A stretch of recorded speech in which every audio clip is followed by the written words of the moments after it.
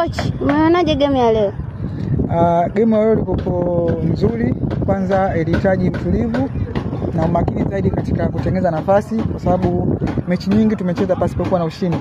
Kwa game ya leo tumefanyia sana kazi katika uwanja wa mazoezi, jinsi gani ya kupata magoli, jinsi gani ya kutengeneza nafasi na kutumia zile nafasi kuwa magoli. Kwa hiyo game ya leo ilikuwa nzuri, wapinzani wetu walikuwa wazuri. Katika uwanja wa ugenini tumejitahidi, tumefanikiwa kupata goli 2 bila. Kwangu mimi ni moja ya njia nzuri na plani nzuri kuelekea game zinazokuja. Na mmejiandaje na ligi ya mabingwa mkoa? Kwa kweli kama wakilishi wa mabingwa mkoa wa Dar es Salaam tumejiandaa vizuri. Tunategemea vitu vingi kufanya katika ligi ya mabingwa mkoa wa Dar es Salaam. Licha tumekaa muda mrefu kambini miezi 8 tukijiandaa na mabingwa mkoa.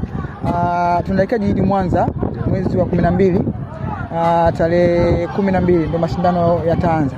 Kwa hiyo hapa kuna mechi kama 5 za maandalizi kuelekea mabingwa mkoa. Kikubwa tunaplay sana kwa tahadhari ili tusipate injuries za wachezaji, kwa sababu kama unavyojua ukienda katika ligi unahitaji kuwa na wigo mpana wa kikosi chako na maandalizi mazuri. Kwa hiyo tumejiandaa vizuri, tunaomba support kwa wadau kutupa support kwa kila hali. Tunazungumzia kuhusu vifaa, sare za kuendea huko, nauli, unaona timu kwa moja iwe na sura nzuri katika hii ligi ya mabingwa mkoa, kwa sababu ni moja ya heshima sisi kama Mbagala United Queens kuwakilisha mkoa wa Dar es Salaam.